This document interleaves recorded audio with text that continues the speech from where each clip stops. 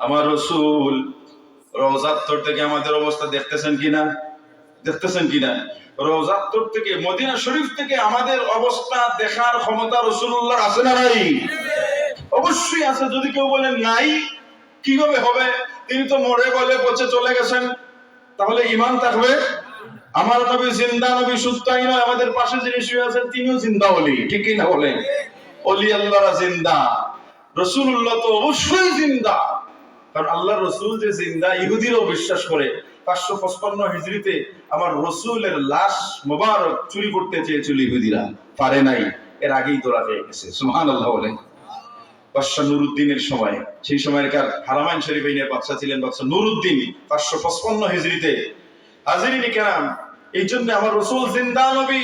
আমার রাসূল মদিনা থেকে শুয়ে শুয়ে আমাদের অবস্থা দেখতে পারেন, সেই ক্ষমতা দিয়েছেন কে? আল্লাহ। আমার আল্লাহ বলেন, ইয়া আইয়ুহান নাবিয়্যু ইন্না আরসালনাকা শাহিদাও ওয়া মুবাশশিরাও ওয়া নাযীরা। ইয়া আইয়ুহান নবী, হে নবী, ইন্না আরসালনাকা, নিশ্চয় আমি আপনাকে প্রেরণ করেছি পৃথিবীতে শাহিদা, শাহিদ হিসেবে, সাক্ষী হিসেবে। শাহিদ শব্দের অর্থ অনেকটা। শাহিদ শব্দের অর্থ উপস্থিত হওয়া, উপস্থিত মানেও শাহিদ। সাক্ষী দেওয়াটা হলো শাহিদ। শাহিদ শব্দের অর্থ দেখাও, দেখার আরবিও শাহিদ, উপস্থিত হওয়ার আরবিও শাহিদ, সাক্ষী দেওয়ার আরবিও শাহিদ। এতে বোঝা গেল শাহিদ বা সাক্ষী ওই জিনিসটাকে বোঝা হয় যে সাক্ষী দিতে হলে উপস্থিত থাকা লাগবে, চোখ দ্বারা দেখা লাগবে, তারপরে সাক্ষী দিতে হবে। আর আমরা তো রাইট ঘুমাইও আমার সামনে বাড়ি মারছি, মারে কিনা ইমান আসেনি, আর ইমানই নাই। কিন্তু সাক্ষী দিতে হলে উপস্থিত থাকা লাগে। দেখেন আমার আল্লাহ বলতেছেন শাহিদা, বন্ধু আমি আপনাকে শাহিদা, শাহিদ হিসেবে পৃথিবীর জমিনে প্রেরণ করেছি। আপনি সাক্ষী দিবেন, তাম পৃথিবীর সমস্ত উম্মতের সাক্ষী দিবেন। সুবহানাল্লাহ। এখন আমাদের জন্মের 1450 বছর আগে রাসূলুল্লাহ ইন্তেকাল করে কবরস্থ। আমাদের কথা সাক্ষী কিভাবে দিবেন? আমরা কি রাসূলের প্রতি ঈমান আনলাম? আমরা কি নামাজ পড়তেছি? আমরা ভালো মানুষ না খারাপ মানুষ? কিভাবে রাসূল সাক্ষী দিবেন? রাসূল কি আমাদের মতো ঘুমাইয়া মদিনার রওজাত করে ঘুমাইয়া সাক্ষী দিবেন, নাকি দেখে দেখে সাক্ষী দিবেন? আমার রাসূল দেখে সাক্ষী দিবেন, ঠিক কি না? আমার রাসূল দেখে সাক্ষী দেবেন। এই দেখার ক্ষমতা দিয়েছেন আমার আল্লাহ। আয়াতের তাফসীরের মধ্যে এনেছেন আমার রাসূলকে সমস্ত পৃথিবীটা একটা, এই যে কাফের সাথে যে ফ্রিজ থাকে, এটা এই ফ্রিজের মতো করে দিয়েছেন। সুবহানাল্লাহ। আমার রাসূলের কাছে সমস্ত পৃথিবীটা একটা ফ্রিজের মতো। এই ফ্রিজের দিকে তাকাইলে কি চোখ ঘুরাইতে হয়? ফ্রিজের চতুর্দিক দেখতে বলে চোখ ঘুরাই লাগে, চোখ ঘুরাইতে হয় না। একটা দৃষ্টি দিলেই চতুর্দিকের ফ্রিজের সবগুলো আমি দেখতে পারতেছি, ঠিক কি না? ঠিক সেইভাবে আমার রাসূল চোখ ঘুরাইতে হয় না, মাথা ঘুরাইতে হয় না। আমার রাসূল শুধু দৃষ্টি দিয়ে আছেন, সমস্ত পৃথিবীর অবস্থা দেখতে পারতেছেন। সুবহানাল্লাহ। এখন এই খতিরা ঈদগাহ মাঠ থেকে রাসূলকে দাঁড়াইয়া সালাম দিলাম না বসে দিলাম, আদবে দিলাম না বেয়াদবে দিলাম, আমার রাসূল দেখার ক্ষমতা আছে না নাই? আছে। এই জন্য হাজিরিন কিরাম সামিন আযম, আমার রাসূল দেখে দেখে সাক্ষী দেবেন। আমার রাসূল আমার অবস্থা দেখতেছেন, আমি খারাপ অবস্থায় আছি না বাদ অবস্থায় আছি, ভালো অবস্থায় আছি। এখন আমি যে কিয়ামতের ময়দানে আল্লাহ রাসূল যে আমার জন্য সুপারিশ করবেন, সারাটা জীবন যদি আমি রাসূলের বিরোধিতা করি, রাসূলের অনুসরণ করি না, তাহলে কিভাবে রাসূলুল্লাহর শাফাআত আমি আশা করি? বিশেষ করে কবর থেকে তো হিসাব শুরু হয়ে যায়। আমি সারা জীবন যদি রাসূলুল্লাহর ইত্তেবা অনুসরণ না করে মৃত্যু হয়ে কবরে যাই, যখন রাসূলুল্লাহর ছবি আমাকে দেখানো হবে যে আল্লাযী হাজার রাজুলু, আল্লাযী হাজার রাজুল, এই যে হাজার রাজুল, ইনি কে? এই যে আল্লাযী বুইসা ফীকুম, যাকে তোমাদের মধ্যে প্রেরণ করা হয়েছিল, এই ছবিওয়ালা, এই যে দেখতেছো, উনি কে? চিনো? তখন যদি সত্যিকারের ঈমানদার হয়, দুনিয়ায় থাকতে যদি রাসূলকে চিনে, রাসূলের ইত্তেবা অনুসরণ করে, রাসূলের দেখানো পথ অনুযায়ী চলে, রাসূলের সুন্নাহ মোতাবেক জীবন পরিচালনা করে, তাহলে রাসূলুল্লাহর ছবি দেখার সাথে সাথে বলবে, হ্যাঁ চিনি তো, তিনি তো হচ্ছেন আমার নবী মুহাম্মদ রাসূলুল্লাহ। সুবহানাল্লাহ। তার দিল সাক্ষী দেবে, অথচ আমরা একদিনও দেখি নাই, কিন্তু দিল সাক্ষী দেবে কারণ ইমানদার। রাসূলুল্লাহকে না দেখলো, রাসূলুল্লাহর অনুসরণ করেছে, রাসূলুল্লাহর সুন্নতের উপর আমল করেছে, দিল সাক্ষী দিবে হাযা নবিয়ুনা মুহাম্মদ মুস্তাফা সাল্লাল্লাহু আলাইহি ওয়াসাল্লাম। আর যদি বেঈমান হয়, যদি জীবনে রাসূলুল্লাহর ইত্তেবা অনুসরণ না করে, সুন্নতের অনুসরণ না করে, যদি রাসূলুল্লাহর বিরোধিতা করে, রাসূলুল্লাহর কুৎসা রটনা করে, রাসূলুল্লাহকে মুর্দা নবী বলে, রাসূলুল্লাহকে মাটির নবী বলে, রাসূলুল্লাহ মনে করে পৌঁছে চলে গেছেন, রাসূলুল্লাহ দেখতে পারেন না, রাসূলুল্লাহ গায়েব জানেন না, এরকম রাসূলুল্লাহ দুষ্কৃতি অন্বেষণ করে, তাহলে রাসূলুল্লাহর ছবি দেখানোর পরে বলবে লা আদরি, আমি চিনি না, ওনাকে জীবনে কোনোদিন দেখি নাই, সত্যিই তো দেখে নাই, কারণ রাসূলুল্লাহকে দেখেও নাই, রাসূলুল্লাহর আদর্শ মানে নাই, যার কারণে হাসরের কবরের মধ্যেও রাসূলুল্লাহর ছবি দেখানোর পরেও চিনবে না। আর যখন চিনবে না, আগের দুইটা প্রশ্নের জবাব দিয়ে দিলেও রাসূলকে না চিনার কারণে জাহান্নামে হবে, নাউজুবিল্লাহ। এই জন্য হাজিরিন, রাসূলকে চিনার প্রয়োজন আছে না নাই? রাসূলকে চিনতে হলে নেক আমল করতে হবে কিনা? নেক আমল করতে হবে, এবং সেই নেক আমলটা আল্লাহর দরবারে কবুল হতে হলে তিনটা শর্ত। একটা শর্ত হলো ইখলাসের সাথে ইবাদত করতে হবে, ইখলাস। আমার আল্লাহ বলেছেন ওয়ামা উমিরু ইল্লা লিয়াবুদুল্লাহা মুখলিসিনা লাহুদ্দিন, যে একমাত্র আল্লাহর ওয়াস্তে কি করো? ইবাদত করো। ইবাদতটা হবে আল্লাহর ওয়াস্তে। কাউকে যদি তুমি ভালোবাসো, আল্লাহর ওয়াস্তে ভালোবাসো। কাউকে যদি, কারো মধ্যে যদি শত্রুতা করো, তাহলে আল্লাহর ওয়াস্তে শত্রুতা করবে। ব্যক্তিগত কারণে শত্রুতা করলে জাহান্নামী, এটা ইবলিসের কাজ। আর যদি আল্লাহর ওয়াস্তে শত্রুতা করো, যে এই কাজটা, অর্থাৎ আল্লাহর ওয়াস্তে শত্রুতা করো, যেমন কাফিরদের সাথে আমাদের শত্রুতা, এটা আল্লাহর ওয়াস্তে, ঠিক কি না? হাজিরিনে কেরাম, সামিন এজাম, যেটাই হবে, যে কাজে আমাদের দ্বারা সংগঠিত হবে, সবগুলো হতে হবে আল্লাহর ওয়াস্তে।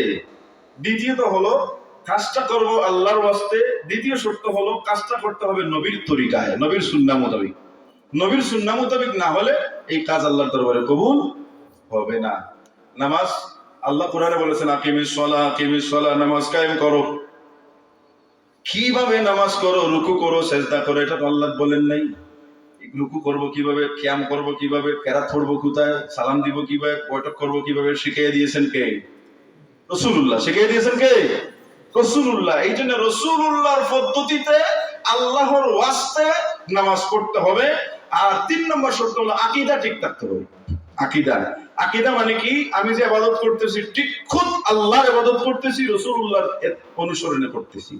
আকীদাটা ঠিক যদি না থাকে, তাহলে বিশ্বাস যদি না থাকে, তাহলে ইবাদত আল্লাহর দরবারে কবুল হবে না। এই জন্য ইবাদত করতে হয় কিভাবে? আকীদা ঠিক রেখে। আকীদাটা কি? যে আমি আল্লাহর সামনে খাড়া হইছি,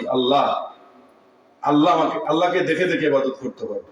এজন্য বুখারী শরীফের হাদিসে জিবরাইল যাকে বলা হয়, এখানের মধ্যে একটা অংশ আছে, জিবরাইল আলাইহিস সালাম আল্লাহ রাসূলের কাছে বললেন আখবিরনি আনিল ইহসান, ইয়া রাসূলুল্লাহ আমাকে ইহসান সম্পর্কে খবর দিন, পরিচয় দিন, ইহসান কাকে বলে?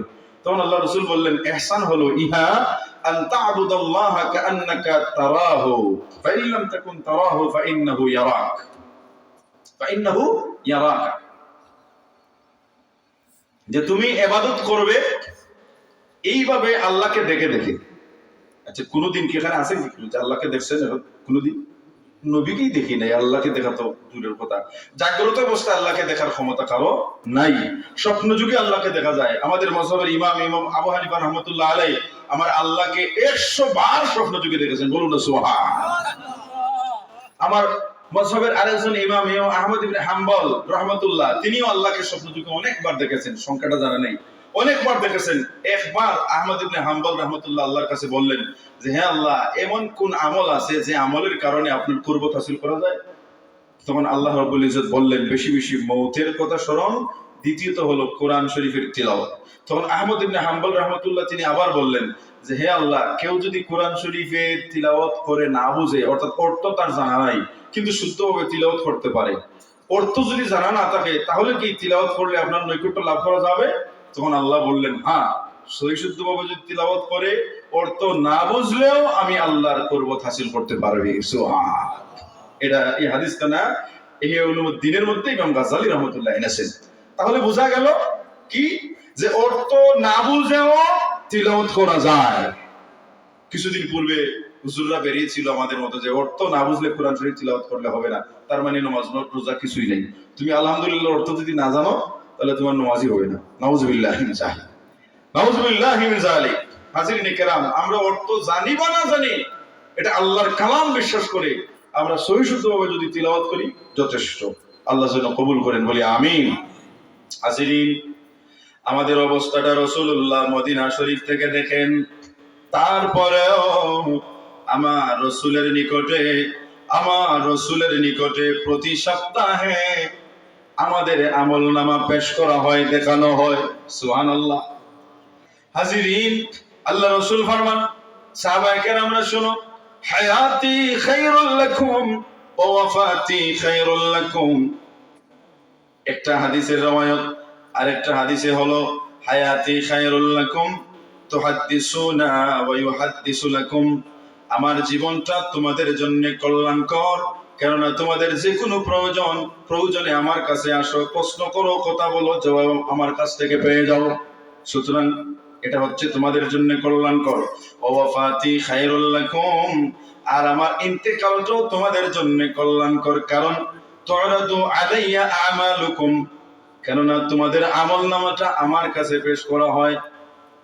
ফাইন রাআইতু খায়রান হামিদতুল্লাহ, যদি আমি তোমাদের আমলনামার মধ্যে ভালো দেখি, নেক আমল বেশি দেখি, তখন আমি আল্লাহর দরবারে শুকরিয়া আদায় করি যে আল্লাহর দরবারে শুকরিয়া, আমার উম্মতরা বড় ভালো অবস্থার মধ্যে আছে, শয়তানের বিরুদ্ধে যুদ্ধ করে তারা হক হালাল পথে আসে, সাহাবায়ে কেরামদের পথের মধ্যে আসে, আমি বড় আল্লাহর দরবারে শুকরিয়া আদায় করি।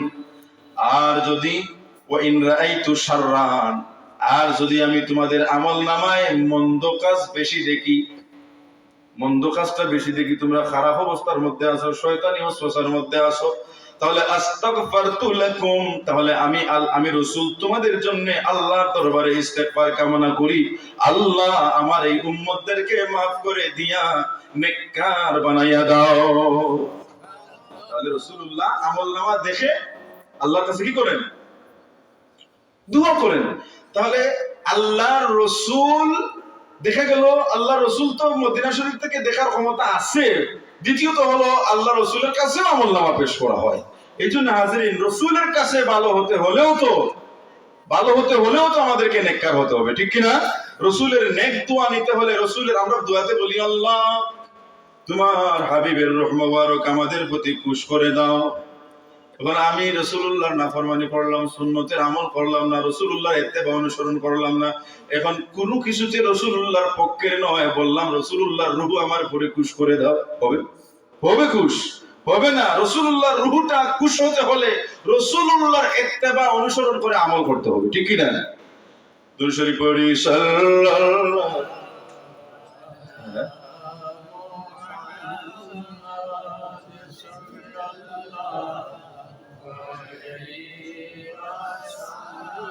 সাল্লাল্লাহু আলাইহি আল্লাহুম্মা সাল্লি ওয়া সাল্লিম ওয়া বারিক আলাইহি। হাজিরিন, অনেকে দোয়া চেয়েছেন, টাকা নগদ দিয়ে ইনশাআল্লাহ আমরা একসাথে দোয়া করব। তাহলে হাজিরিন, দেখা গেল যে রাসূলুল্লাহর কাছে ভালো হওয়ার জন্য, মা বাবার কাছে ভালো হওয়ার জন্য, জিন্দা মুর্দা মা বাবার কাছে ভালো হওয়ার জন্য, সমাজের কাছে ভালো হওয়ার জন্য, আল্লাহর কাছে ভালো হওয়ার জন্য আমাদেরকে কি করতে হবে? নেককার হতে হবে, আমলদার হতে হবে। এটা আমাদের হায়াত যতদিন আছে ততদিন। এখন হায়াতটা যখন শেষ হয়ে গেল, আমরা যারা জিন্দা আছি অথবা আমাদের পরে যারা জিন্দা আসবে, এখন যখন হায়াতটা শেষ হয়ে গেল, কবরস্থ হয়ে গেলাম, কিয়ামত পর্যন্ত তো কবরে থাকতে হবে। এখন এই কবরের জিন্দেগিটা আরামায়েশের জিন্দেগি হওয়ার জন্য দুনিয়ার জমিনে যদি পূর্বে যে আলোচনা করলাম কয়েকটা জিনিস, এগুলো কাজগুলো যদি করে যেতে পারি, তাহলে কবরের জিন্দেগিটাও আরামায়েশের জিন্দেগি হবে, ঠিক কিনা? আরামায়েশের জিন্দেগি হবে।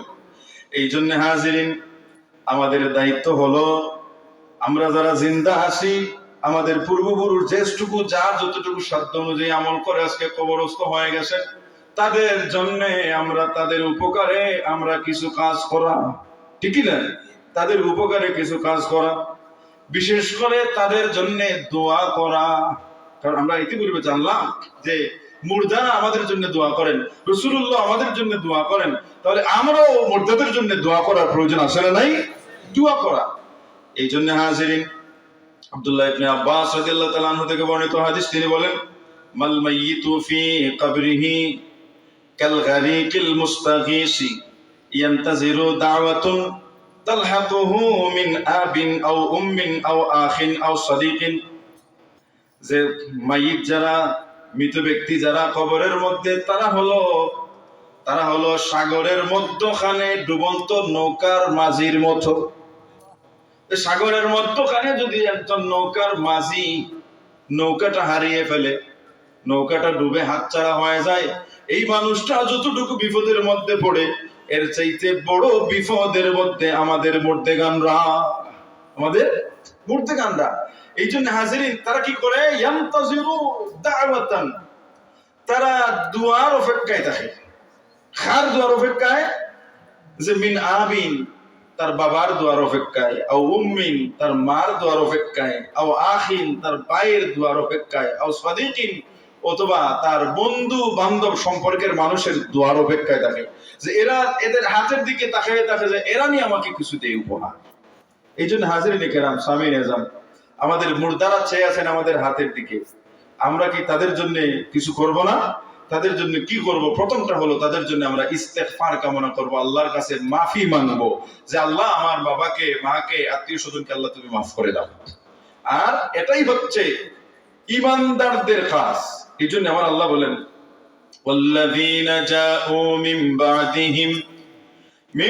বাদিহিম ইয়াকুলুনা রাব্বানা ইগফির লানা ওয়া লিইখওয়ানিনা আল্লাযীনা সাবাকুনা বিল ঈমান ولا تجعل في قلوبنا غلا للذين آمنوا ربنا إنك رؤوف رحيم।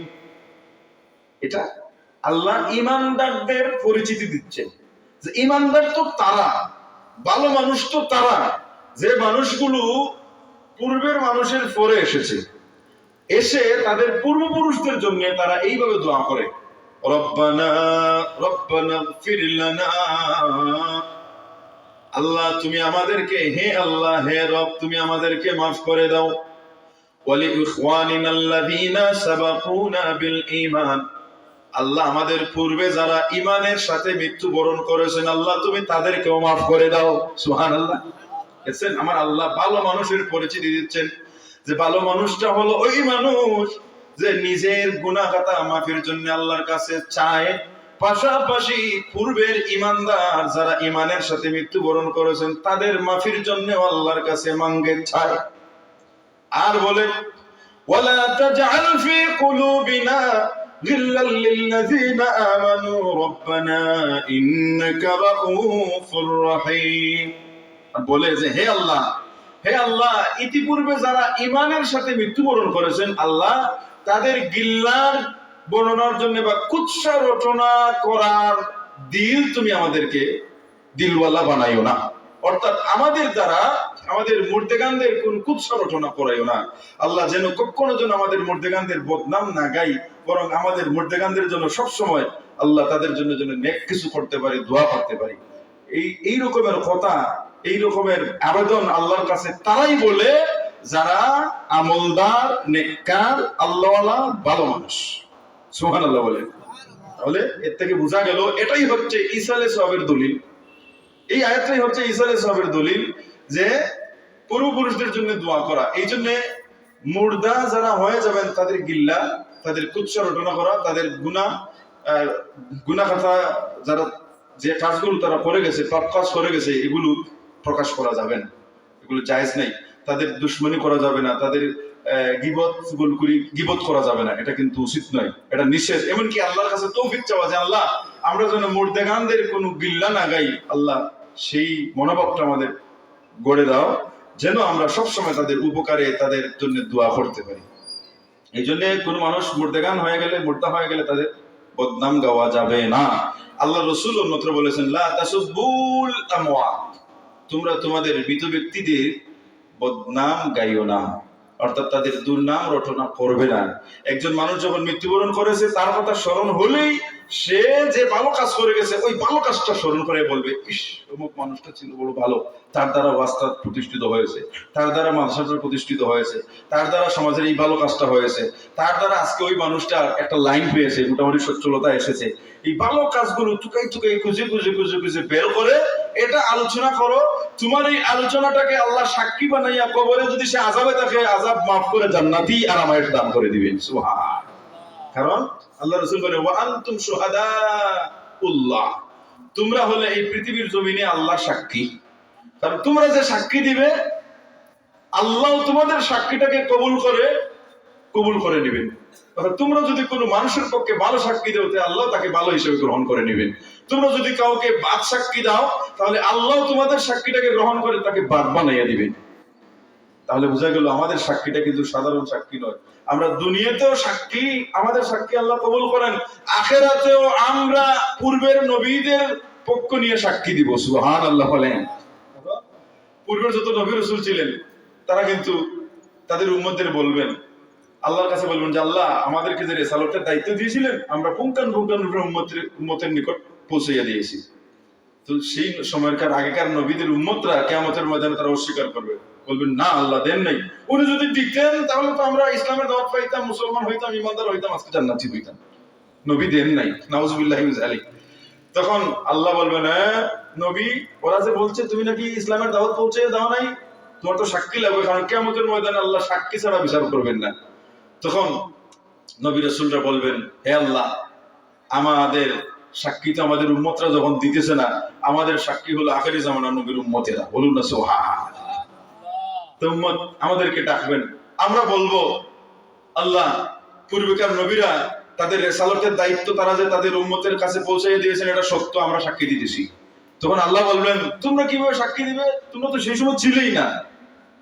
বলে হে আল্লাহ আমাদের কাছে এমন একজন নবী পাঠাইছিলা যে নবী আমাদেরকে সংবাদ দিয়েছেন ওনার পূর্বেকার সকল নবী রিসালাতের দায়িত্ব পরিপূর্ণভাবে উম্মতের কাছে পৌঁছাইয়া দিয়েছেন, আমরা নবীর কথায় বিশ্বাস করে আজকে সাক্ষী দিতেছি। কারণ সেই নবীর কথায় বিশ্বাস করে আপনি আল্লাহকে এক আল্লাহ হিসেবে মেনেছি, সেই নবীর কথায় বিশ্বাস করে ঈমানদার হয়েছি, সেই জন্য আমরা সাক্ষী দিতেছি পূর্বেকার সকল নবী রাসূল তাদের দায়িত্ব পরিপূর্ণভাবে উম্মতের কাছে পৌঁছাইয়াছেন। আল্লাহ বলবেন ঠিক বলেছো, আমার নবীরা দায়িত্ব পৌঁছাইয়া দিয়েছে বলে উম্মত নবীদেরকে ছেড়ে দিবেন। সুবহান। এই জন্য আমাদের সাক্ষীটা সাধারণ সাক্ষী নয়, এই জন্য 100 টাকার জন্য আমরা সাক্ষী দিয়ে আমাদের ঈমানটা বিক্রি না করি। আল্লাহ যেন আমাদের তৌফিক দেন, আমাদের সাক্ষীটার অনেক ওজন, আমাদের সাক্ষীর অনেক মর্যাদা, এটাকে যেন একেবারে সামান্য টাকার জন্য বিক্রি না করি। আল্লাহ যেন আমাদের তৌফিক দেন নেক আমল সবসময় করার, সবাই বলি আমিন।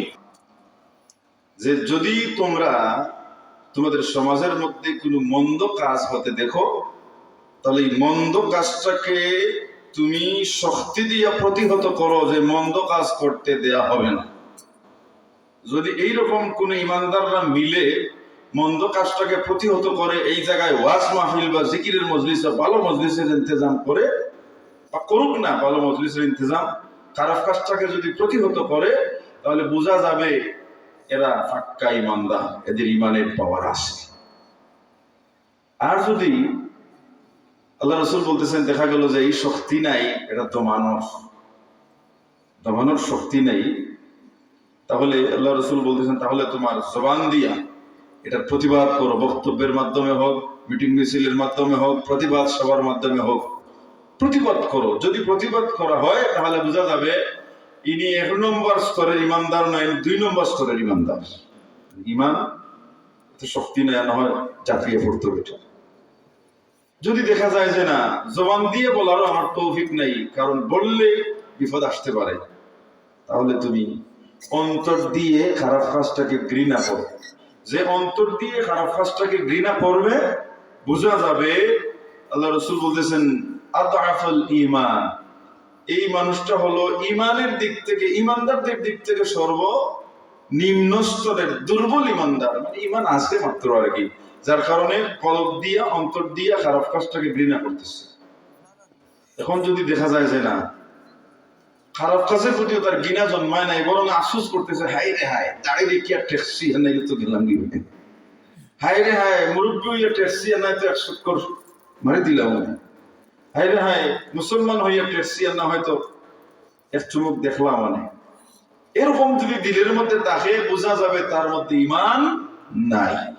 তাহলে এই হাদিস থেকেও বোঝা যায় যে ঈমানের তারতম্য হয়, ঈমান বাড়ে ঈমান কমে। কারণ পাক্কা ঈমানদার হলে ইসলামের বিরুদ্ধে কিছু বললেই চট করে সে জাগ্রত হয়ে যাবে, প্রতিবাদ। এই জন্য হাজিরিন কেরাম সামিন এসাম, আমাদের উচিত হলো নেক কোনো মজলিস দেখলে মজলিসগুলোতে গিয়ে অংশগ্রহণ করা, এতে ঈমান তাজা হয়। ঈমানের খোরাক এই বডিটাকে বাঁচাইয়া রাখার জন্য, এই বডিটাকে জিন্দা রাখার জন্য আমরা কি করি? খাবার খাই, ঠিক না? খাবার না খাইলে এই বডি টিকে থাকবে না, মেরুদণ্ড সোজা করে হাঁটা যাবে না। মেরুদণ্ড যদি সোজা না হয় আল্লাহর ইবাদতই করতে পারবে না, ঠিক না? আল্লাহর ইবাদতই শান্তিতে করার জন্য খাবারের প্রয়োজন হয়, আর সেই খাবারের মাধ্যমে তার এই যে বডিটা আছে এটা তাজা থাকে। ঈমানেরও তো খাবারের প্রয়োজন। ঈমান, আমার যে ঈমান আছে, ঈমান হলো আমার এই বডির মূল ইঞ্জিন। ইঞ্জিনের খাবারের প্রয়োজন নেই? ইঞ্জিনেরও খাবারের প্রয়োজন আছে, আমার ঈমানেরও খাবারের প্রয়োজন আছে। ঈমানের খাবার কি? ঈমানের খাবার হলো জিকির, আজকার, নেক আমল, আল্লাহর গোলামি। এইগুলোর মাধ্যমে ঈমান তাজা হয়, ঈমান পাক্কা হয়, শক্ত ঈমানদার হয়। সুবহানাল্লাহ। এই জন্য ঈমানকে টিকে রাখতে হলে, মজবুত ঈমানদার হতে হলে নেক আমলের প্রয়োজন আছে না নাই? নেক আমল করতে হবে। নেক আমল না করলে আপনার ঈমান টিকাইয়া রাখা বড় মুশকিল।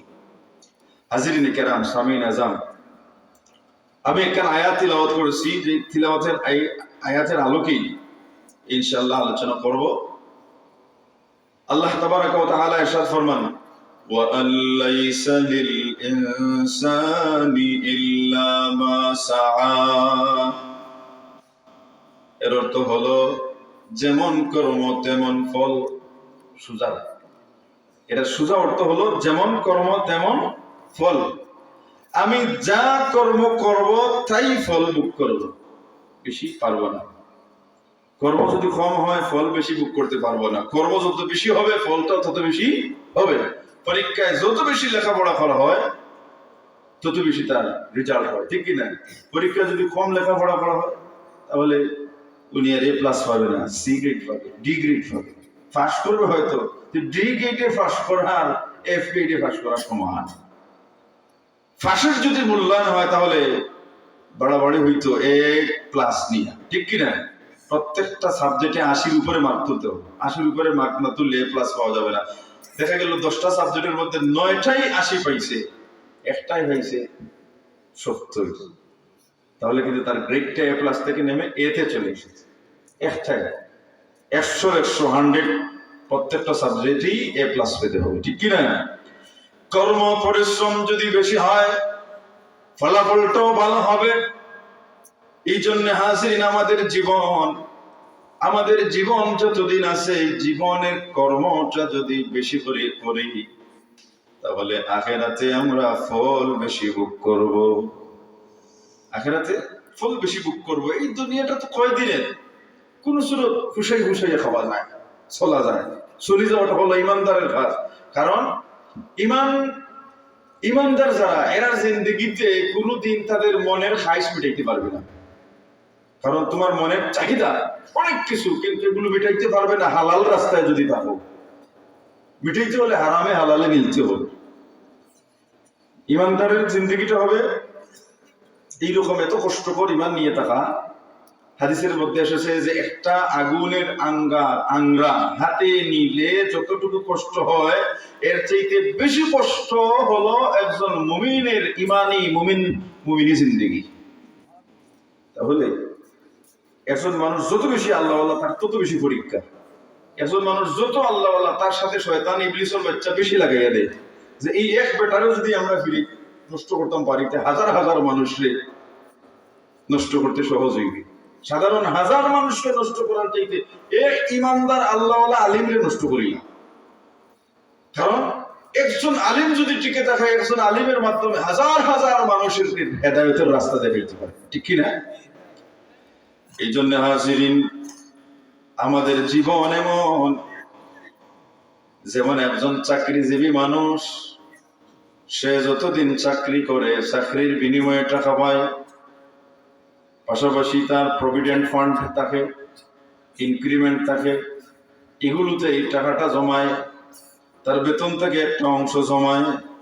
এই মানুষটার চাকরি যত বড়, তার পেনশনটা তত বড় হয়, ঠিক না?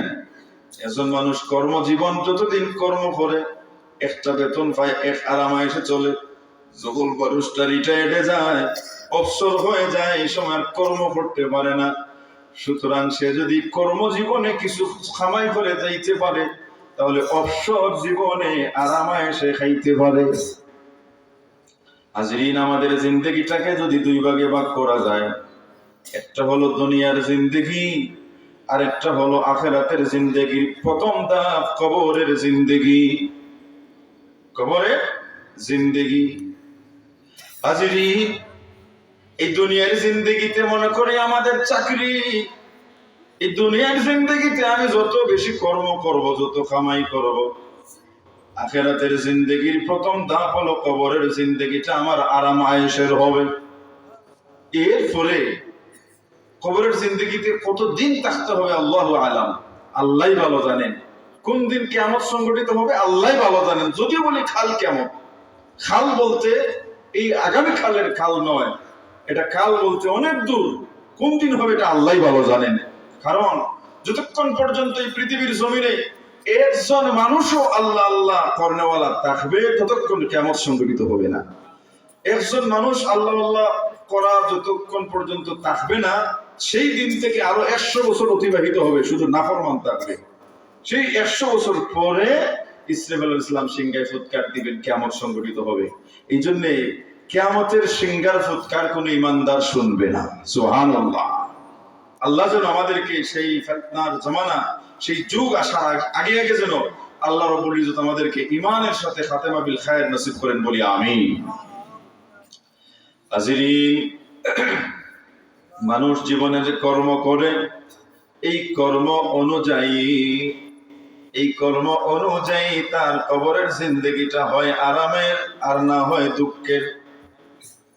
এই জন্য হাজিরিন, মানুষের জিন্দগিটাকে, মানুষের আমলকে, জিন্দগিটাকে দুই ভাগে যদি ভাগ করা যায়, একটা হলো তার কর্মের অংশ, আরেকটা হলো তার ফল ভোগের অংশ। আমি দুনিয়ায় থাকা অবস্থায় যদি কিছু কাজ করে যাই, তাহলে মৃত্যুর পর থেকে আমার কর্ম করা শুরু হয়ে যাবে।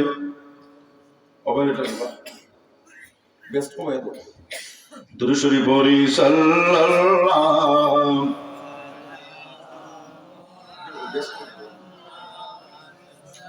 সাল্লাল্লাহু।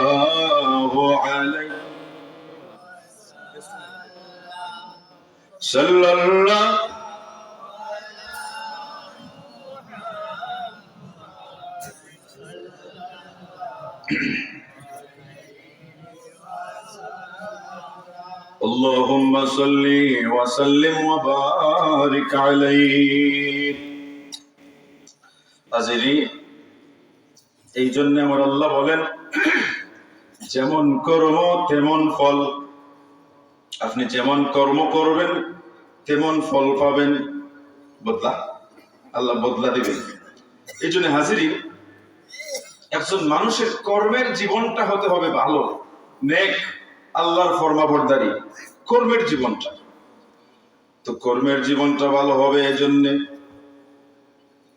যেন আখিরাতের জিন্দেগিটা ভালো হয়।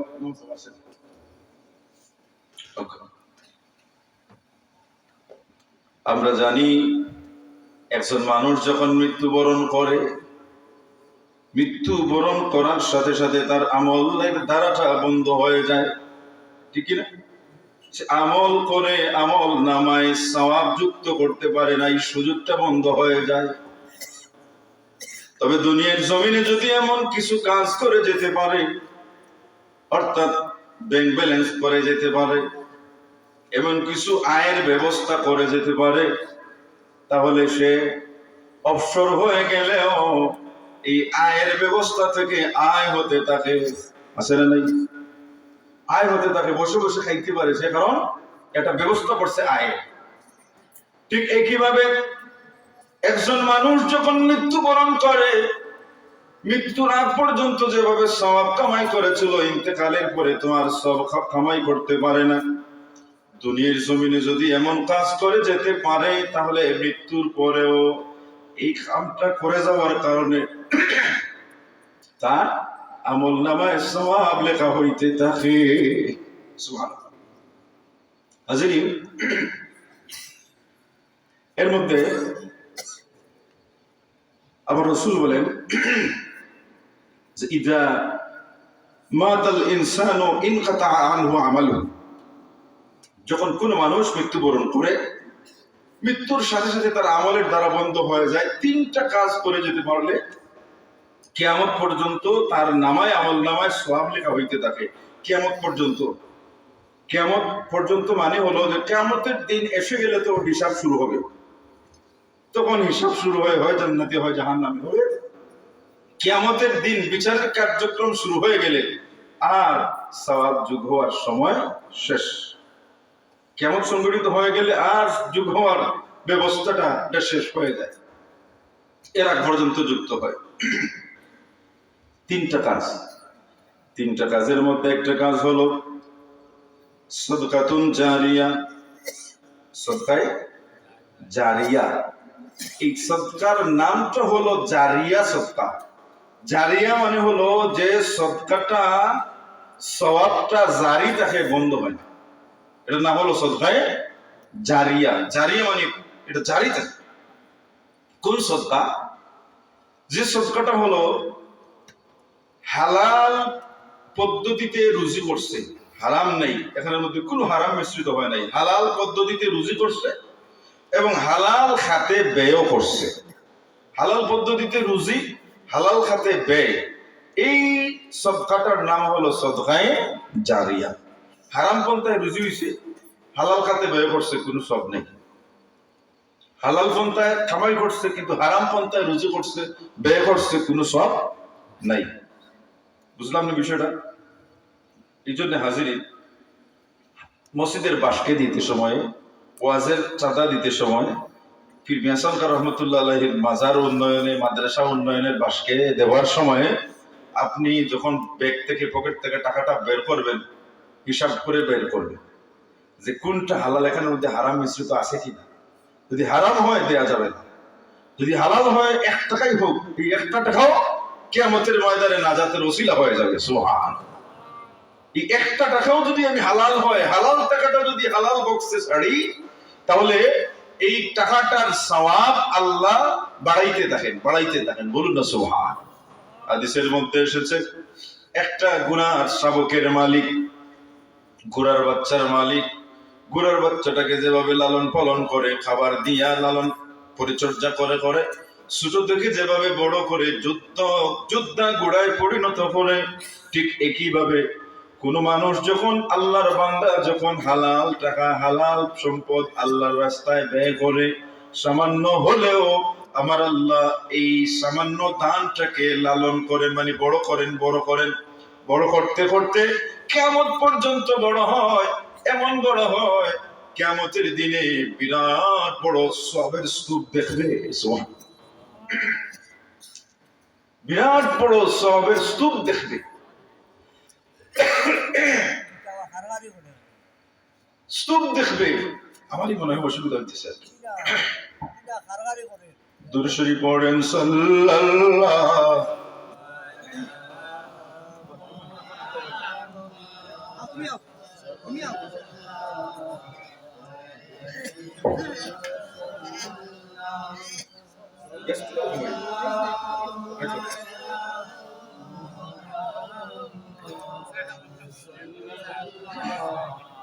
وعليه اللهم صل وسلم وبارك عليه। তাহলে বুঝলাম 3টা কাজের মধ্যে একটা হলো সদকায়ে জারিয়া, এটা বলতে থাকে কতক্ষণ পর্যন্ত? কিয়ামত পর্যন্ত। যেদিন ইসরাফিল আলাইহিস সালাম সিংহায় প্রথম ফুৎকার দিবেন, সেই দিন সব বন্ধ, লিপিবদ্ধ হওয়াটা বন্ধ, এর আগ পর্যন্ত চলবে।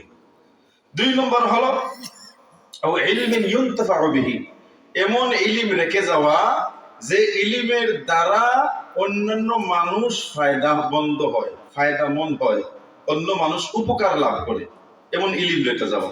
এই ইলমের ব্যাখ্যার মধ্যে এনেছেন, সেটা হতে পারে আপনি একটা বই লিখে গেছেন, এই বই থেকে মাসলা মাসাইল শিখে এই মানুষটা যে আমল করবে, আমলকারী আমল করে যতটুকু সব কামাই করবে, যিনি লিখেছেন তার আমল নামায় একটা অংশ যাবে।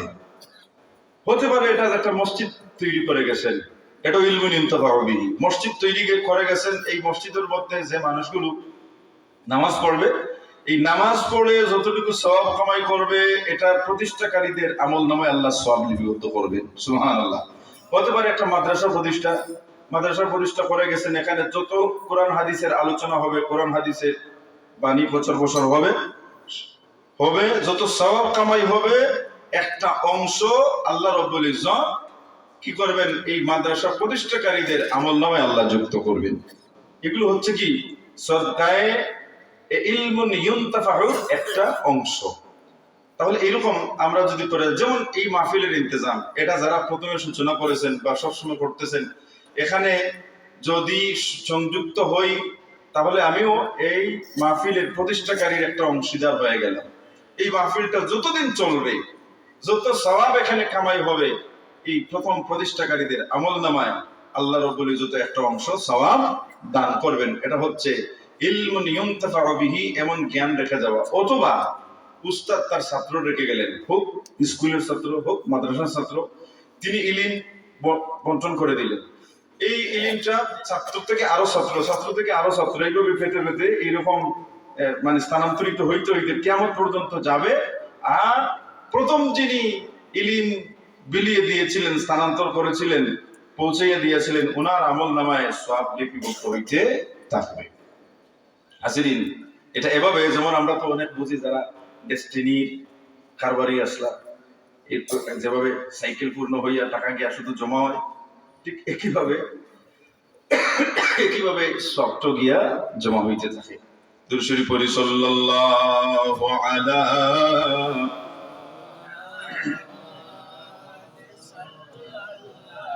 ওয়া আলাইহি ওয়াসাল্লাম,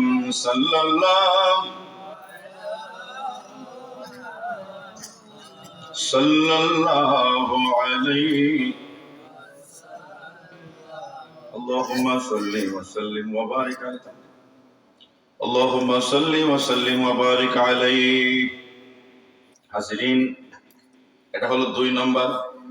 3 নম্বর হলো ওয়ালাদুন সালিহুন ইয়াদউ লাহু, এমন নেক সন্তান রেখে যাওয়া যে সন্তানটা তার মা বাবার জন্য দোয়া করে।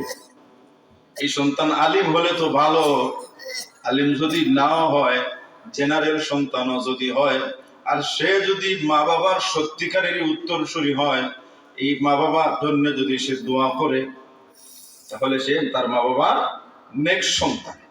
যদি মা বাবার জন্য দোয়া করে, দোয়াটা কিভাবে করবে? দোয়ার সিস্টেমটা আল্লাহ শিখিয়ে দিয়েছেন কোরআনে পাকে। এই সিস্টেম ছাড়াও অন্যরকম সে তার ইচ্ছা মতো দোয়া করতে পারে আল্লাহর কাছে, অর্থাৎ মা বাবার কল্যাণের জন্য ইস্তেগফার কামনা করবে। এই 3টা কাজ যদি করে যায়, তাহলে ইলমুন ইউনতাফাউর সওয়াব আমলনামায় যোগ হতে থাকবে।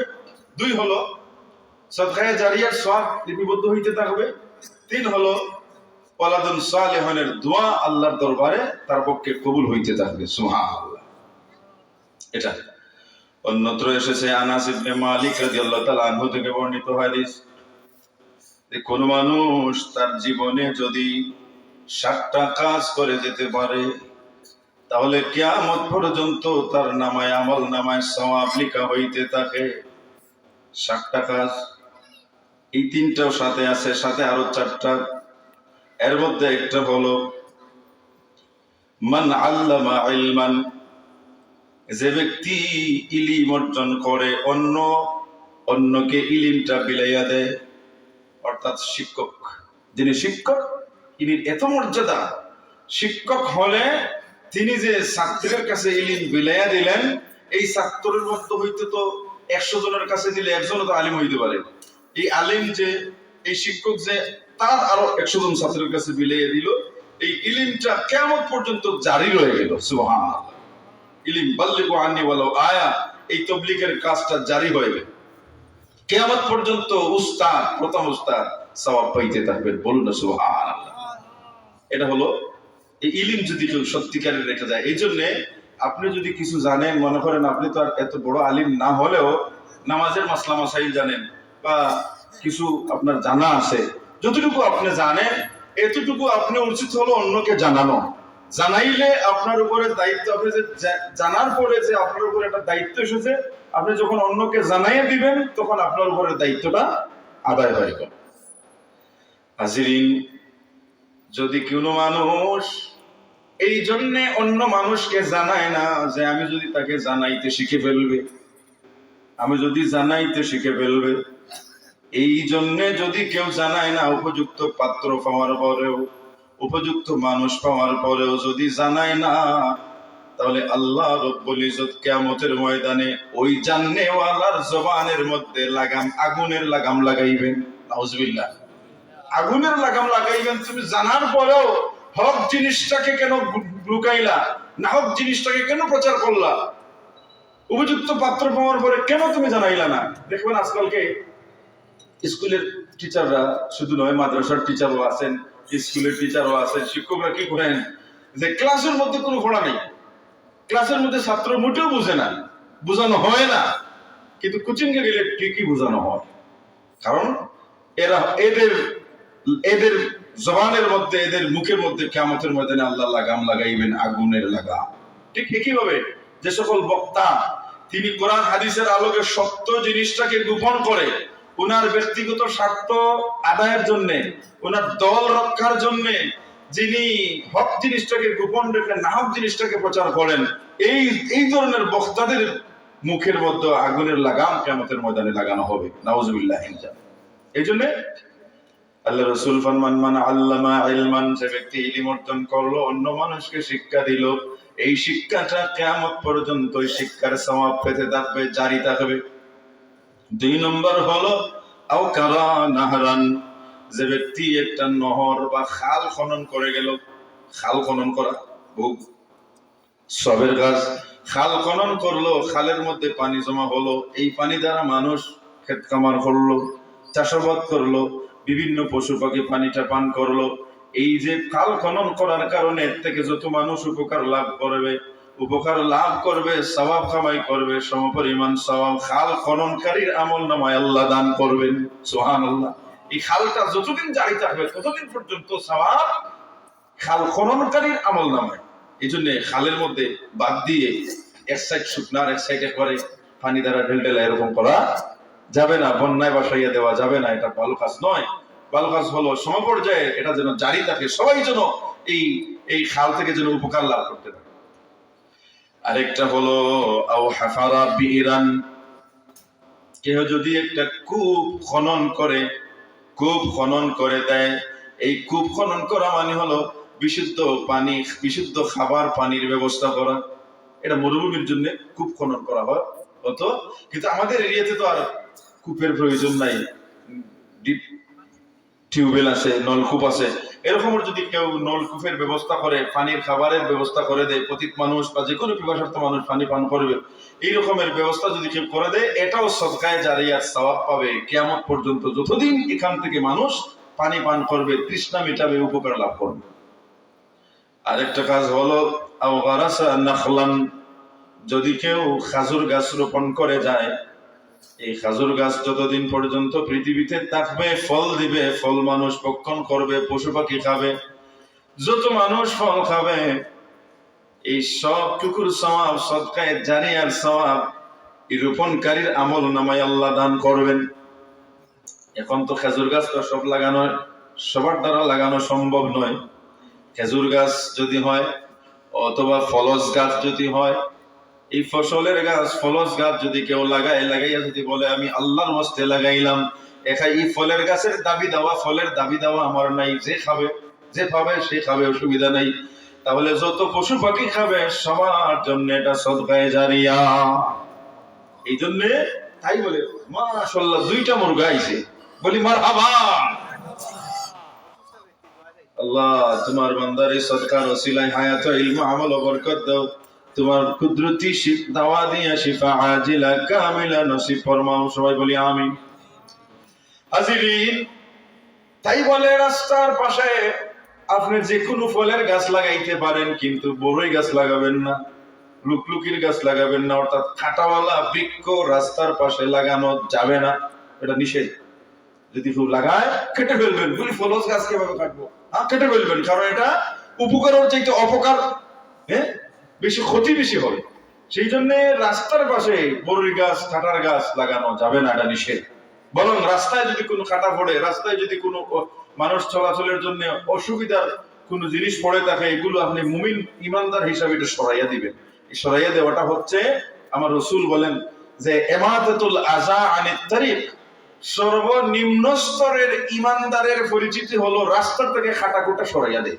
এটা হলো ইমানদারের পরিচিতি। যে রাস্তা পরিষ্কার করে দেয়, মানুষকে চলাচলের ব্যবস্থা করে দেয়, এই মানুষটার মধ্যে বোঝা গেল ঈমান আছে।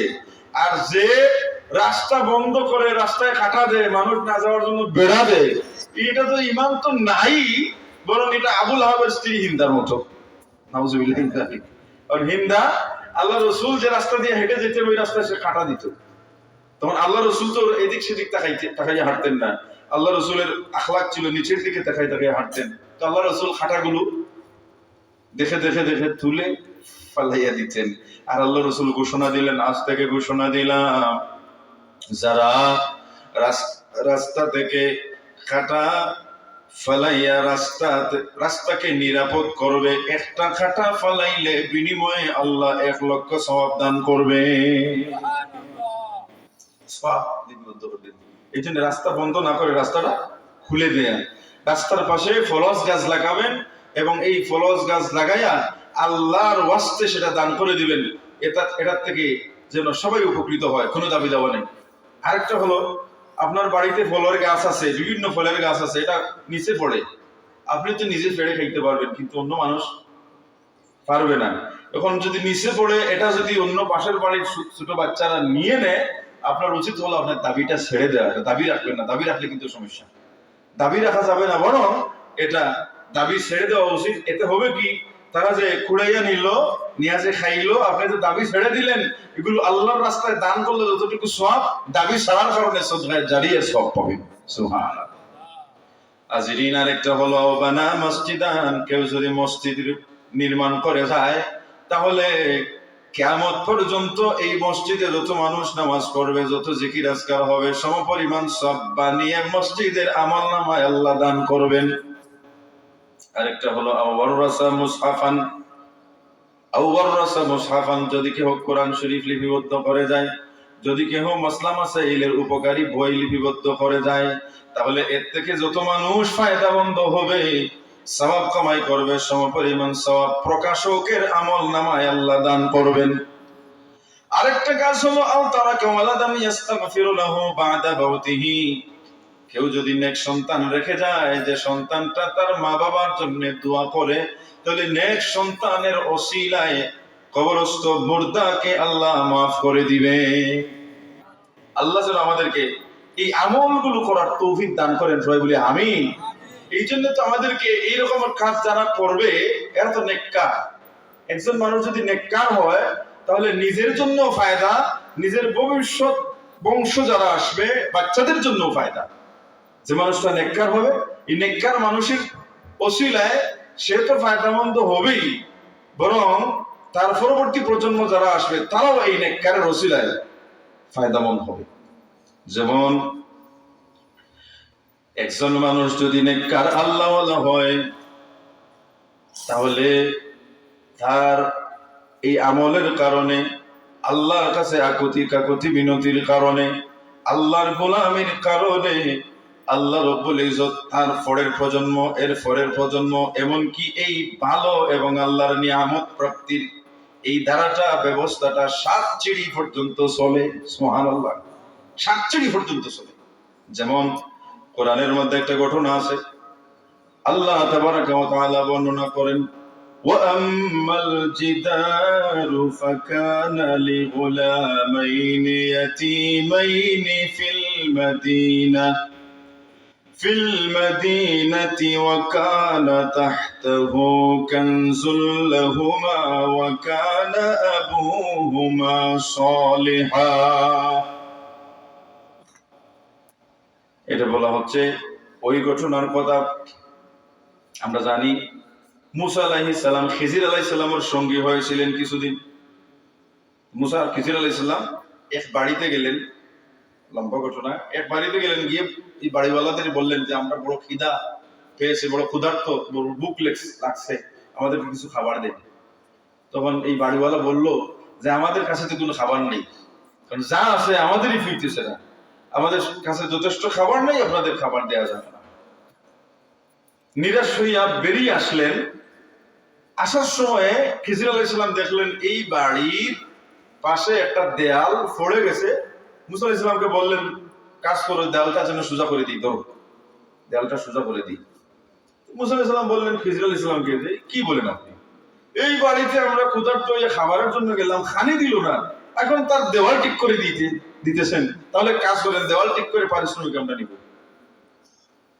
তিনি বললেন দেওয়াল ঠিক করো। ঠিক করার পরে বললেন, বুঝলাম না, যে মানুষ আমাদেরকে খানি দিল না, আপনি বলতেছেন তার কাজ করে দিব। তখন খিজির আলাইহিস সালাম বলেছিলেন যে এই দেয়ালটা আমি এই জন্যে ঠিক করে দিলাম, এই দেয়ালের ভিতরে মাটির নিচে দুইজন এতিমের মাল আছে, গুপ্তধন আছে। এখন যদি দেয়ালটা পড়ে যায়, মাটি ভেঙে গিয়ে গুপ্তধনটা বের হয়ে যাবে, এই দুইজন এতিম মানুষ যারা অসহায়, এরা এটা সংরক্ষণ করতে পারবে না, অন্যরা নিয়ে যাবে। তখন এই এতিম ছেলেগুলো যখন বড় হবে, তখন তারা নিঃস্ব হয়ে যাবে, অভাবের মধ্যে পড়ে যাবে। আমি তাদের মালটা সংরক্ষণ করতেছি তারা বালিক হওয়া পর্যন্ত, অর্থাৎ মালটা বুঝে নেওয়ার বয়স হওয়া পর্যন্ত, এই জন্য করতেছি। এর কারণ কি? এই কারণ হলো আমার আল্লাহ বলতেছেন, ওয়া কানা আবুহুমা সালিহা।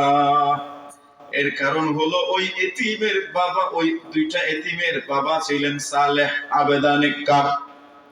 আসলে কি ওই এতিমের বাবা ছিলেন নেককার? এটা নিয়ে মতানৈক্য মুফাসসিরিনে কেরামদের মধ্যে। কেউ বলতেছেন যে না, ওই দুইজন এতিমের বাবাই নেককার ছিলেন, যার জন্য আল্লাহওয়ালা ছিলেন, যার জন্য তিনি ইন্তেকাল করেছেন। আর নেককার হওয়ার কারণ, নেককার বাবার খাতিরে ওনার সন্তানদের মালগুলো আল্লাহ নবীর দ্বারা সংরক্ষণ করাইতেছেন। সুবহানাল্লাহ। অধিকাংশ মুফাসসিররা বলেছেন যে না, ওই বাবা বলতে ঊর্ধ্বতন যত পুরুষ তাদেরকে বাবাই বলা হয়। ঊর্ধ্বতন একজন পুরুষ ছিলেন, মানে ওই দুইটা এতিম যে বংশের, ওই বংশের উচ্চ পর্যায়ের, মানে 7 চিড়ি আগের একজন মানুষ আল্লাহওয়ালা ছিলেন। ওয়াকিলা আল আশির, অন্য রওয়ায়াতে আছে যে না, 10ম পুরুষ, 10 নম্বর সিঁড়ির মানুষ নেককার ছিলেন। এখন দেখেন, 10 নম্বর সিঁড়ির আগর মানুষ, অর্থাৎ আমার দাদা হচ্ছেন, আমার বাবা হচ্ছেন আমার উপরের, এরপরে হচ্ছেন আমার দাদা, এরপরে দাদা, এরকম ঘুরে ঘুরে দেখতে দেখতে 7 চিড়ি আগের মানুষ আল্লাহওয়ালা থাকার কারণে, এই আল্লাহওয়ালার নিয়ামতের বরকতে ফয়েজে 7 চিড়ি পরের মানুষের সম্পদটাকেও আল্লাহ নবীর দ্বারা সংরক্ষণ করা হইতেছেন। সুবহান।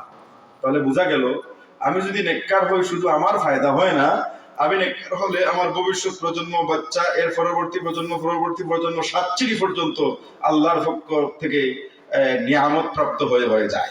সুবহানাল্লাহ। তাহলে ভালো হলে আমার পরবর্তী প্রজন্মদের ভালো হবে। আর যদি বদকার হয়, খবিস হয়, তাহলে তার পরবর্তী প্রজন্ম এরকম আল্লাহর লানত প্রাপ্ত হইয়া, অভিশাপ পাইয়া এই 7 চিড়ি পর্যন্ত এই প্রভাবে যাবে। এই জন্য হাজিরিন কেরাম, আমরা যতদিন পৃথিবীর জমিনে থাকবো, আমাদের উচিত হলো আমরা নেককার হব, আল্লাহওয়ালা হব, ইমানদার হব। এতে আমাদেরও লাভ, আমাদের ভবিষ্যৎ প্রজন্মেরও লাভ, আমাদের দুনিয়াও লাভ, আখিরাতেও লাভ, কবরের জিন্দেগি, হাসরের জিন্দেগি, এরপরে জান্নাতি জিন্দেগি আমাদের নসিব হবে। হাজিরিন, তাছাড়া আমরা নেককার হব, আল্লাহওয়ালা হব, আমরা ভালো মানুষ হব। এর জন্য মানুষ দুনিয়ার জমিনে কিছুদিন তাকে ভালো, কিছুদিন হয়তো খারাপ কাজ করলে মানুষ সমাজে এক সময় তার প্রথমে ধরে না, কিন্তু যখন ধরে তখন তার সাথে খারাপ মানুষ, এর বিবাহ শাদীও ভালো হয় না, এর আত্মীয়তা ভালো হয় না, এর সম্পর্ক মানুষ ভালো মানুষ তার সাথে সম্পর্ক করে না। খবিশ মানুষ কিন্তু বেশি দিন মানুষ মেনে নেয় না, ঠিক কি না? বেশি দিন মেনে নেয় না।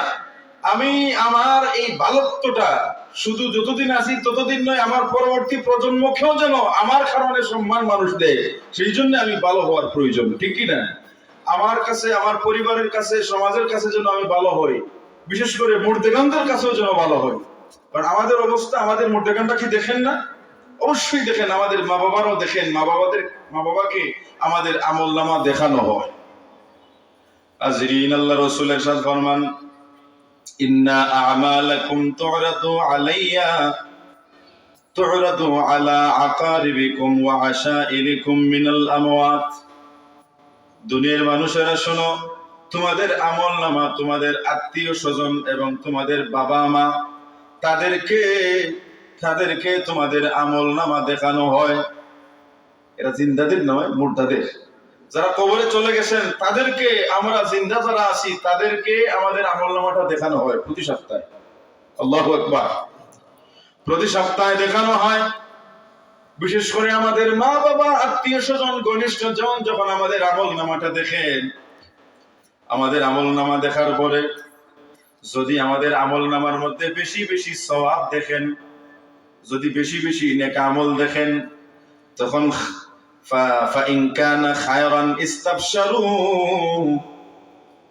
যদি বেশি বেশি ভালো আমল দেখেন তখন তারা আশেপাশের মুর্দেগানদেরকে শুভ সংবাদ দেন যে শুনো রে, আল্লাহর দরবারে বড় শুকরিয়া, আমি যে আমার সন্তানাদিরা রেখে এসেছি, এরা বড় ভালো অবস্থার মধ্যে আছে, নেক আমল করে। সুবহানাল্লাহ। এরা খুশি না? আপনার সন্তান যদি নেক আমল করে দুনিয়ায় থাকতেই, ছোট বাচ্চা যদি দেখেন আপনার সাথে উঠা বসা করতেছে, নামাজ পড়তেছে, আপনার কুটুম বাড়ি গিয়া, বেড়ি বাড়ি গিয়ে মাত বাজে, আমার বাচ্চা খুব বড় বালা, নামাজও দাঁড়াইলে আগে সেও যায় নামাজ নিয়ে আসে দাঁড়ায়, এরকম বলি না আমরা? খুশি হই কেন? আমাদের সন্তানাদিরা নেক আমল করলে মা বাপের আত্মাটা খুশি হয়।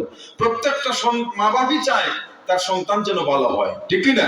কোন মা বাপ তার জান থাকতে তার সন্তানকে নষ্ট হতে দেয় না, ঠিক না? সে না খাইয়া খাওয়ায়, না পড়ে পড়ায়, চেষ্টা করে যে আমার বাচ্চাটা যেন ভালো হয়।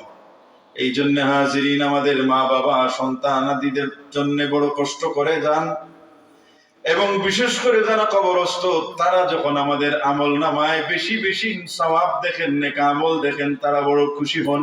খুশি হইয়া আশেপাশের মুর্দেগানদেরকে শুভ সংবাদ দেন। আর যদি আমাদের আমল নামার মধ্যে বেশি গুনাহ দেখেন তখন তারা বড় দুঃখিত হন।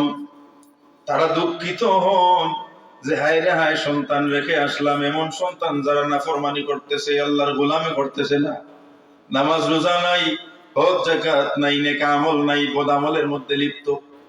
তারা দুঃখিত হন। দুঃখিত হইয়াও কবরস্থ মা জিন্দা সন্তানদের জন্য বদুয়া দেন না, বরং মুর্দা মা বাবা, কবরস্থ মা বাবা জিন্দা সন্তানদের জন্য আল্লাহর দরবারে দোয়া করেন, বলেন আল্লাহুম্মা লা তুমিতহুম হাত্তা তাহদিয়াহুম কামা হাদাইতানা।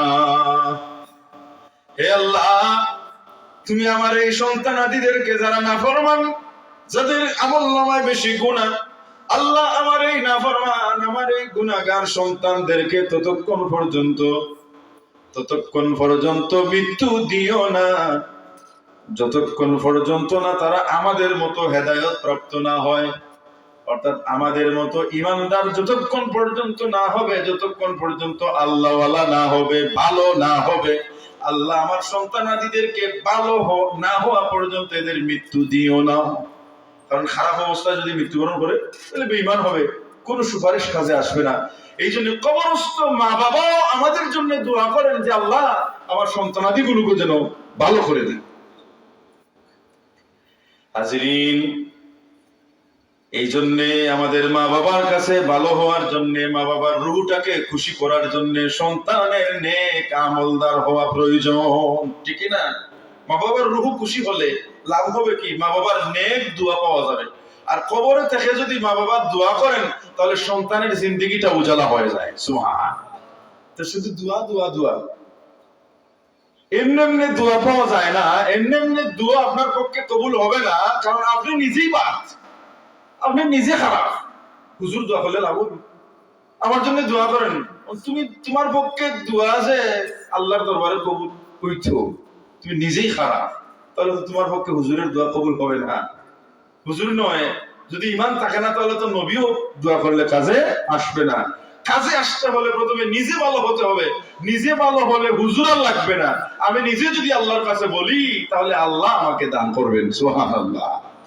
কারণ আল্লাহ তো এটাই চান, বান্দা দুনিয়ার কোন মানুষের কাছে চাইবা না, আমার কাছে চাও, কারণ আমি আল্লাহ, আমি আল্লাহ তোমাকে দেনেওয়ালা, আমি আল্লাহ রাজিক, আমি আল্লাহ খালিক, আমি আল্লাহ তোমার রব, তোমার যা কিছু প্রয়োজন আমার কাছে চাও আমি দিব, মানুষের কাছে কেন চাইবা? হ্যাঁ, হুজুরকে আমি সুপারিশকারী বানাইতে পারি, ওলি সাহেবের কাছে আসলে ওলি সাহেবকে আমি সুপারিশকারী বানাইতে পারি, ওলি সাহেবের ওসিলা নিতে পারি, কিন্তু ওলি সাহেবের কাছে চাইতে পারি না, ঠিক কি না? পীর মিয়া হাসান খান রহমাতুল্লাহ আলাইহি সহ শাহজালাল রহমাতুল্লাহ আলাইহি যে জায়গা পর্যন্ত আমরা যেতে পারি, গিয়ে যদি বলি পীর মিয়া হাসান খান রহমাতুল্লাহ আলাইহি আপনার দরবারে এসেছি, আপনাকে আপনি আমাকে একটা ছেলে দেন, কথা আছে না? আছে, এটা শিরিক হবে। ওনার কাছে চাওয়ার অধিকার নাই, বলা যাবে না। তবে ওনার কাছে আসার পরে আল্লাহর কাছে বলতে পারি, আল্লাহ তোমার ওলির নিকটে এসেছি গো মওলা, আল্লাহ তোমার ওলি তো তিনি তোমার বন্ধু, আল্লাহ তোমার ওসিলায় আমার এই নেক মকসুদটা পুরো করে দাও। আমার আল্লাহ যদি আপনার নসিবে রাখেন তাহলে ওলির ওসিলায় আপনাকে আপনার আশাটা পূর্ণ করে দিবে। ওসিলা ধরা যায়, এটা দোয়া কাজে লাগে। আমরা অনেকে বলি হুজুর দোয়া করবেন, হুজুর দোয়া করবেন, তো হুজুর তো দোয়া করবেন। এখন আপনি বললেন হুজুর আমার জন্য একটা বাচ্চা হয় দোয়া করবেন, এখন সবাই বলতেছেন বাচ্চা হয় দোয়া করবেন, এখন বিয়েই করলেন না, তার দোয়া কাছে আসবে। সুতরাং আপনি শাদী মুবারক করেন, রাসূলের সুন্নাহ মোতাবেক শাদী করার পরে দোয়া খান, সন্তান চান, ইনশাআল্লাহ আল্লাহ ছেলে সন্তান দিয়ে খুশি করবেন, ঠিক কি না?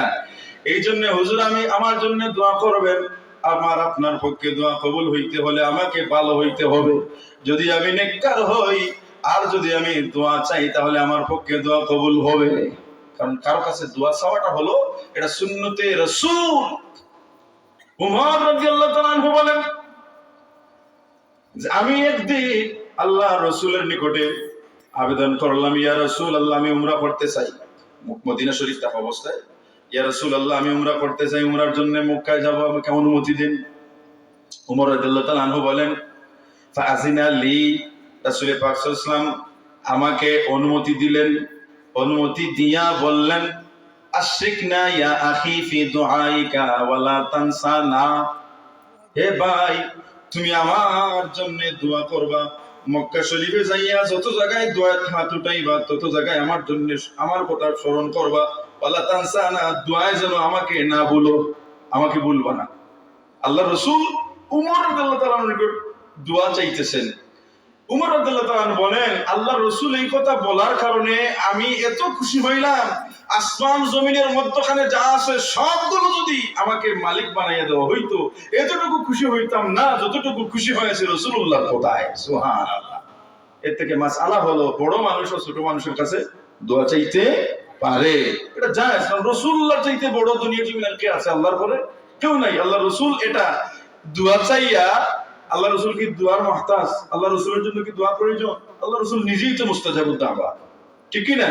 কিন্তু আল্লাহ রাসূল এটা বলে আমাদের জন্য একটা সুন্নত জারি করে গেলেন যে বড় হইলেই যে ছোটর কাছে কিছু চাওয়া যাবে না, না, ছোটর কাছে চাইতে পারো। এই জন্য হাজিরিন, আমরা আমাদের মর্দেগানদের দোয়া নেব, মা বাবার দোয়া নেব। দুনিয়ায় থাকতে মা বাবা যতটুকু আমাদের জন্য দোয়া করেছেন, ইন্তেকালের পরে তাদের দোয়াটা আরো তাড়াতাড়ি কবুল হয়, সুবহানাল্লাহ। এই জন্য আমরা যদি নেককার হই আর তাদের কাছে যখন আমাদের আমলনামাটা পেশ করা হবে তখন তাদের আত্মাটা খুশি হবে, এই খুশি হইয়া যে দোয়া দিবেন আমাদের দুনিয়াটা আরো উজালা হবে, দুনিয়ার জিন্দেগি আরো উজালা হবে। হাজিরিন, রাসূলুল্লাহর কাছেও তো ভালো হওয়ার প্রয়োজন আছে না নাই? রাসূলুল্লাহর কাছে ভালো হতে হলেও নেককার হওয়া লাগবে।